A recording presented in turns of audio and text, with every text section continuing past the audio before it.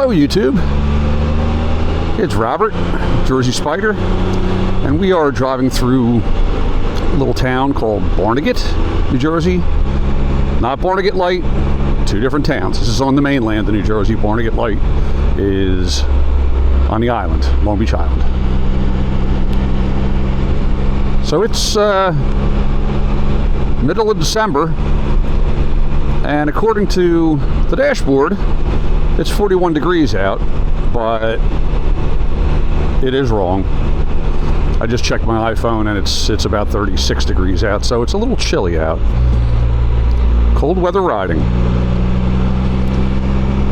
So I'm currently wearing a short sleeve t-shirt with long sleeve t-shirt over that, the hoodie over top of that, and then a heavy leather riding jacket over that. And these wonderful machines have heated grips, heated seat, so I feel pretty good. But it's cold out, and it's right. The only thing, and I meant to put long johns on. Well, that's an old term, but I meant to put long johns on before I left, because the only thing, honestly, that really gets cold when I ride at this temperature is my knees. So I don't know if some people, I don't know what people do other than wear long johns, or I guess you can get knee pads maybe to deflect the wind. But that's the only part that gets cold. I mean, with the heated seat and the heated grips, my hands are fine. The helmet on, my face is fine, my head is fine. The other thing is, if I close the visor all the way, which I should do as I ride, it tends to fog up some, and I have to look into one of those pin lock systems, I believe that's what they're called, to keep the visor from fogging up. It's kind of annoying. So it's almost winter, but most of the boats are out here at the Jersey Shore. People here have to take them out, winterize them. Unlike those people in Florida that leave them in year-round, we can't do that here. So interesting enough, one of my videos I had mentioned about my one issue with the Sea to Sky, and that was that they only offer it each year in one color. Now, I'm sure it wasn't me that they listened to when I mentioned that it should come in more than one color. But I saw a few weeks ago, they announced that the Sea to Sky is now going to be available in that plum color and the color they call Vegas White, which was the 2024 color. Now, the only difference I see with it is, compared to the 2024, the 2025 in that Vegas White color, the seat does not have the tan accents on it. The seat is just black. But hey, that's okay. I mean, it differentiates the year. You'll know a 24 when you see the black seat with the tan, and then you'll know it's a 25 when you see the all black seat. But it's a very it's a nice color. I like that color, and I would imagine they're going to sell a lot more of the Sea to Skies having that option. I don't think that purple color is going to be extremely popular. We'll see, but I'm sure the white will be. So, interesting enough that popped up from BRP. Barnegat Bay out there. So I just noticed, I gotta see if I can figure it out, and I don't know if it's maybe because it's cold out or something. I turned the wheel a little bit. I heard some kind of like clicking or banging noise when I'm turning the handlebars a little bit to the left, so I don't know what that is. I have to double check the sway bar and everything they put on, make sure it's all good. It feels fine. It doesn't shake or anything. It's nice and steady. Hands off the wheel, nice and solid.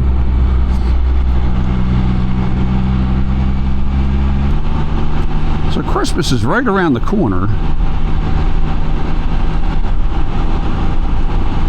And if your loved one is looking for a nice gift and was maybe interested in one of these, 'tis the season for giving. And then you'll probably get, I would think, there's several 24s laying around. You might get a decent deal on a 24, but we shall see. So my one video showed me introducing the new wheels that I purchased and having them mounted and balanced and all that. So a few days later, I go out to the garage and I look, and there's something laying next to the wheel, kind of underneath the wheel, underneath the motorcycle. And I'm like, what is that?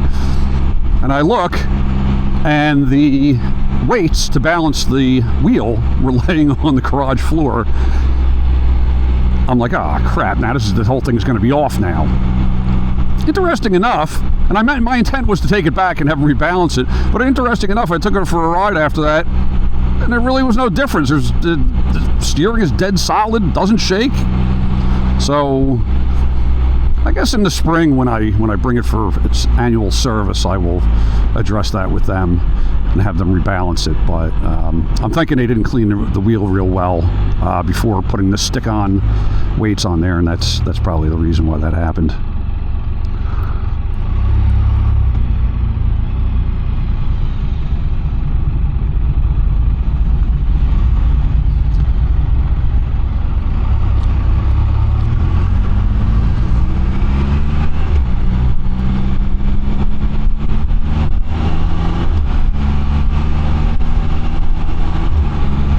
So I haven't rode in a couple weeks. I've been a little busy between work, and I just had a daughter get married. I just have not had time. I had a bunch of company staying at the house. So it is enjoyable to get back out again. Like I've told you before, I'll ride all year long. The only time I don't. It's just me. If they absolutely cover the roads in that salt in anticipation of the roads freezing or whatever, I won't ride it until it rains again and washes it away. I don't know how these things are designed to deal with road salt and all that. I know it's terrible on cars, and I'm thinking it might be even worse on these Can-Ams. I'm not sure. So I tend to not ride when there's salt all over the road. But they had done it a couple weeks ago, and it never even froze. But I don't know if they just had excess salt and they sprayed the stuff all over the place. And fortunately, like the day after, whatever it was, it rained and washed it all away, so the roads were all good now. So I'm good to ride.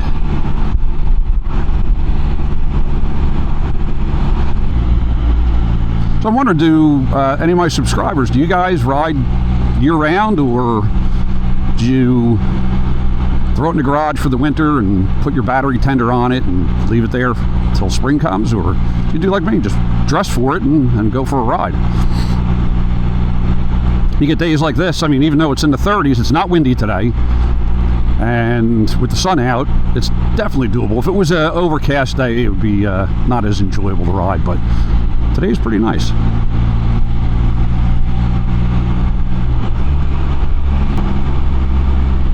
So I asked Santa Claus for an upgraded set of speakers for this. Hopefully Santa will come through for me. Not that these are terrible, but they don't have a lot of bass. A buddy of mine who has a Harley Street Glide, brand new in 2024, to me his stereo sounds so much better than this one. So we'll see what happens on Christmas Day. And if that does happen, I'll probably do a little video on and install on them and let you know how they sound. So let's keep my fingers crossed. See if Santa's good to me.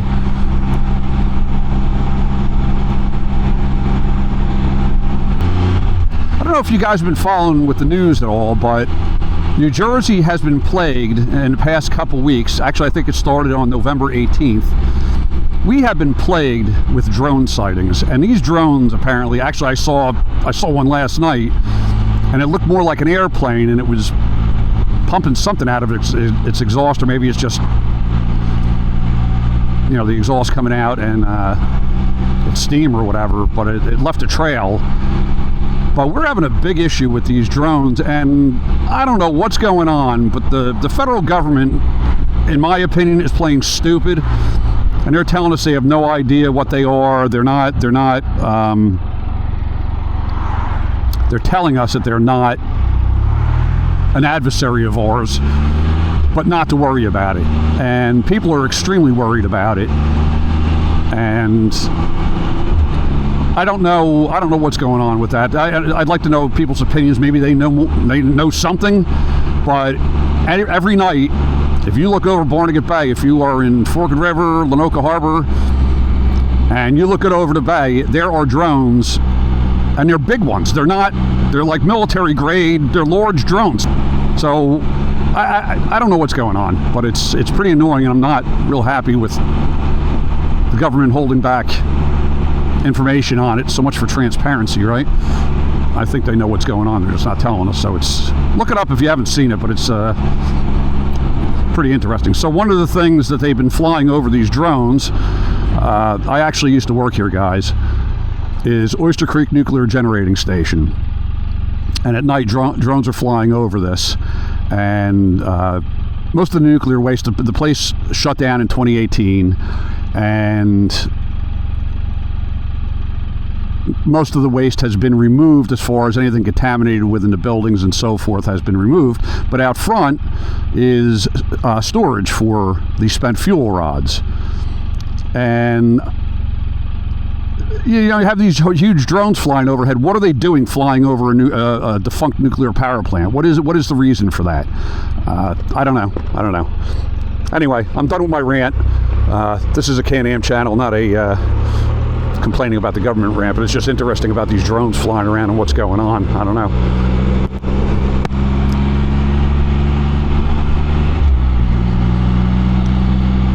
So I believe they're working on, this is going to be like a solar farm that they're working on here.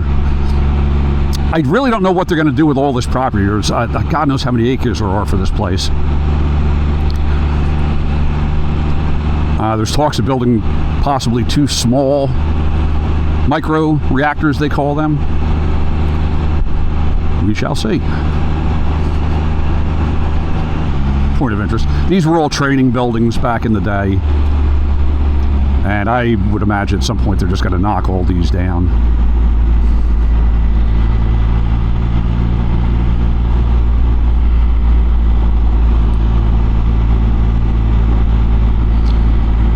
So this was built, I think it went online in 1969. And it ran until 2018. They decided to shut it down. The state had mandated that, for some reason, I don't know why I ran all that time without it, they mandated that they install a cooling tower for the reactor. And it's, you know what those, they're kind of like a cone-shaped type thing. And they're huge, the cooling towers. And I think it was going to cost in excess of $700 million to build one of them. And they decided against it due to the building being pretty much 50 years old. They decided against doing it, so they shut it down.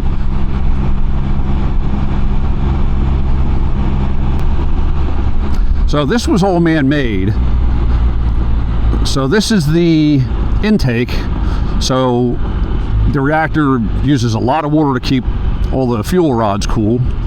So it's basically how the reactor worked is they had the fuel rods in the fuel core. It would create steam due to the heat, and the steam would create pressure to drive a turbine to create the electricity. So this was the intake, and it would go behind the reactor building, and then they would push the heated water back out again, and then it would come out on the other side, and the water that came out on the other side was pretty warm, and the fishing on that side was incredible. People used to fish like crazy on the other bridge off of Route 9. And yeah, it was amazing. In fact, a friend of mine, his dad had a house down on the creek over there, and they were getting like tropical fish from Florida. They would catch off of their dock because of how warm the water was coming out of the power plant. So, kind of neat. But not anymore. It's done.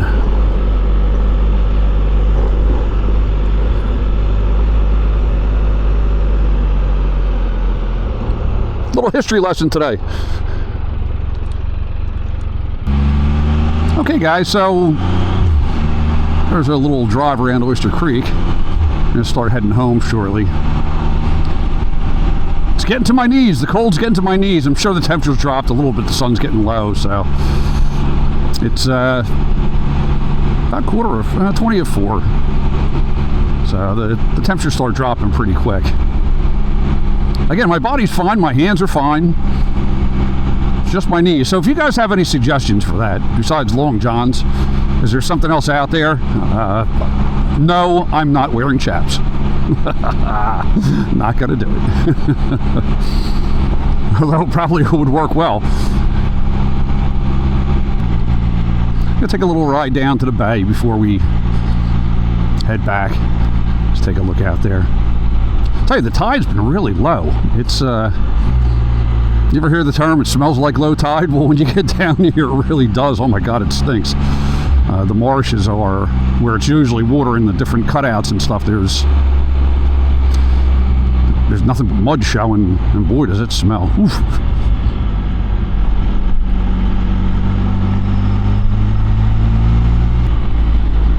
Depending on how cold it is, it might be interesting to take a little ride, look at some of the Christmas lights maybe one of these evenings. So this is what I'm talking about. Like, there's some water in there, but a lot of it is just mud and these little cutouts, and it's a little funky.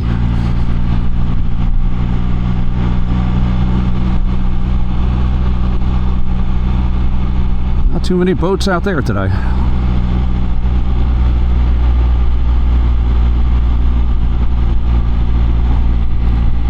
So those sticking up, if you could see that thing sticking up, I'm sure you can. It's probably small. Those are the osprey nests.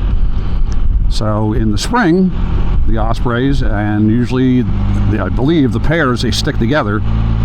They come back up in the spring, and then they leave in the early fall. And they've been recorded to go as far down from New Jersey. From New Jersey as far down as South America. They've tracked them, so you know it's spring when you see the osprey back. It's pretty cool.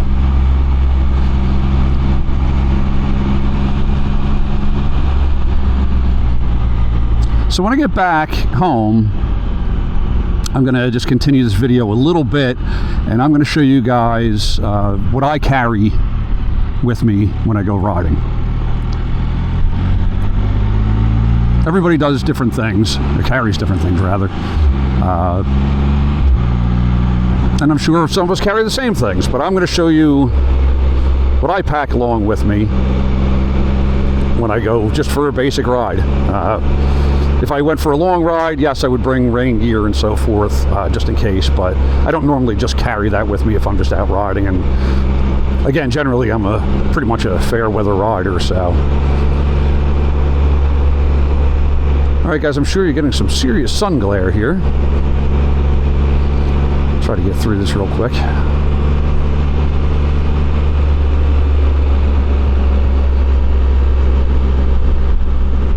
I have to keep lifting my visor a little bit because of the fogging up. Let it clear up and then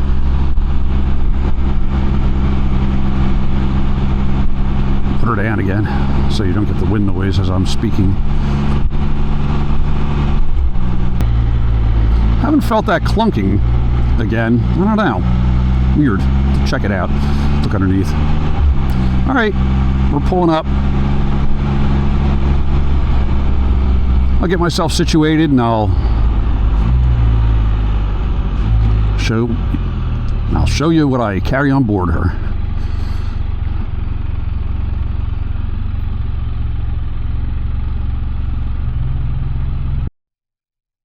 Hey guys, I'm going to film this in the garage today because I kind of live on a busy street and there's a lot of road noise trying to do a video out front. So I'm going to do this in my garage. Show you a couple of things that I carry when I ride. So here we go. Okay, so in the trunk, when I'm out riding and recording, I carry this little box that has all my essentials in it for recording. So that's just something when I'm doing a video that I carry with me, as well as a selfie stick and extra batteries and so forth. But that's not the main stuff I carry around. We're going to throw this over here. So just simple stuff. I just carry a couple cloths. You never know when you need them. I carry a couple of bungee cords in case for some reason I wanted to strap something onto the back seat or whatever. I carry bags for them. Have not used them yet, but I have them. I carry an extra pair of sunglasses in here, and I carry a couple of hats. And usually I have a bottle of water or two that I keep with me at all times. And actually, from the video, here's the weights from the wheel that I was talking about when the weights fell off. Don't know why I'm holding on to them, but I have them. Okay, so on this side, I carry. This stuff is fantastic. I recommend it. It is 210 plastic cleaner. I use this on my boat for the isinglass, and it is made for plastics. And I use that for the windshield. Whenever you get the bug snot all over it and you can't see, I use this. In between the washings of the motorcycle, I used this product. I am not sponsored by it, but I can tell you it works really well. Works great on boats for isinglass, and it works great on this, made specifically for plastic. So I recommend this stuff. It's very good. I carry that with me all the time. You know, you want to put in a bee or something that makes a big mess on your windshield. And the other thing I just got recently is I got a jump pack. I have not used it yet. I'm going to do this one-handed. Is interesting. So before I get back to this again, today I had to stop at the vet's to get my dog some medication, and I came out, and I always keep my motorcycle hooked onto a battery tender. This time of year, it's cold. I don't ride it as much, so I keep it hooked up to the battery tender. But I came out of the vet today and go to start it, and it started, but it had like a little glitch when I go to start it, and a VSS code comes up. And it came up, and it disappeared, and I've had that happen one other time, and my understanding is it's something to the effect of the battery starting to go. I don't know. We'll see.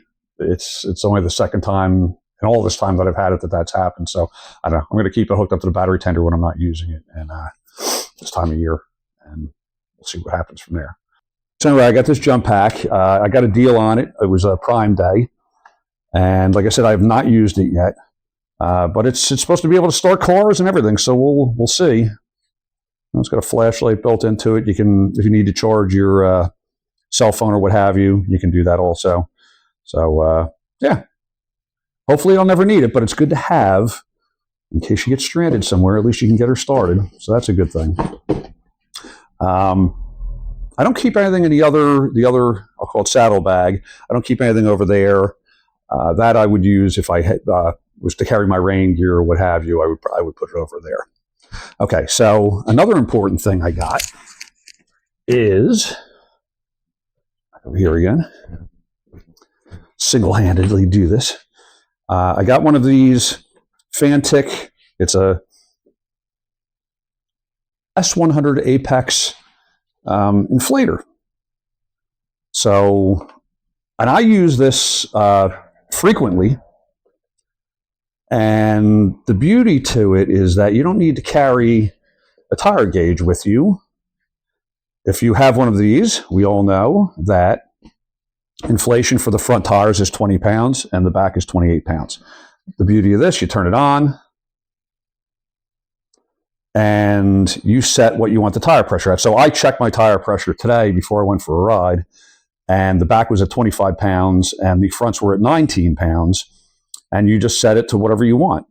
So you hook it up, and the fronts you hook up to 20, and you got to put the hose on first. This little hose screws onto it, and then it just kind of twists onto the valve stem. And you set it and forget it. And it turns on, it gets it to 20 pounds, and it shuts down.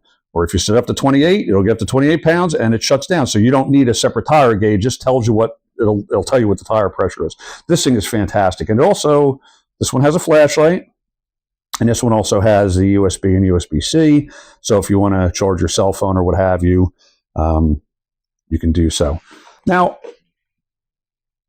I do use the cord in the glove box to charge my cell phone once in a while. And I've heard people say that it doesn't charge it. I don't know. It seems like it charges mine fine. It lights up and it says it's charging. So I don't know. I mean, unless it just really trickle charges it, I'm not sure, but it does seem to work. I don't know. But if for some reason it didn't and I needed battery power for my cell phone, I would use this or use that.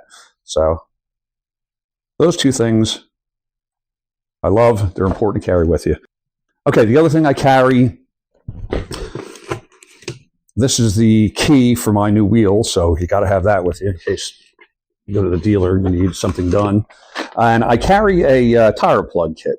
Now, I don't think it's a great idea if you get a nail in a motorcycle tire to plug them. I don't know, maybe because with the three-wheelers, maybe it's okay, you'd be safer.